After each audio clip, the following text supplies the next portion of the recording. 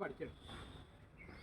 നമ്മുടെ ഭാരതം മഹത്തായിട്ടുള്ള ഈ പുണ്യഭൂമിയിൽ ജനിക്കാൻ കഴിഞ്ഞത്, അതുപോലെ തന്നെ ഇവിടെ ജീവിക്കാൻ കഴിയുന്നത് ഒരു മഹാഭാഗ്യമായിട്ട് ആണ് എന്ന് നമ്മൾ മനസ്സിലാക്കണം.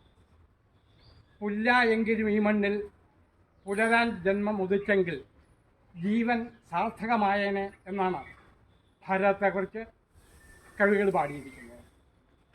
നമ്മൾ നിരവധി ആളുകളുടെ ജീവനും രക്തവും കൊടുത്ത് നേടിയ ഈ സ്വാതന്ത്ര്യം ഒരിക്കലും നഷ്ടപ്പെടാതെ അത് കൂടുതൽ കൂടുതൽ സുവർണമയമായി മാറുവാൻ ഇന്ന് എൻ്റെ മുമ്പിൽ നിൽക്കുന്ന ഈ കുട്ടികൾ, നിങ്ങളൊക്കെ മുതിർന്നു വരുമ്പോൾ ഭാരതത്തിൻ്റെ എന്താ പറയുക 100ാം സ്വാതന്ത്ര്യ ദിനാഘോഷങ്ങളുടെ ആ സമയമായിരിക്കും.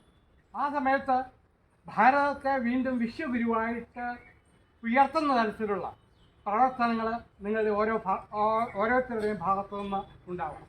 ഇത് മാത്രം പറഞ്ഞുകൊണ്ട് നിർത്തുന്നു. എല്ലാവർക്കും ഒരിക്കൽ കൂടി സ്നേഹം നിറഞ്ഞ സ്വാതന്ത്ര്യ ദിന ആശംസകൾ.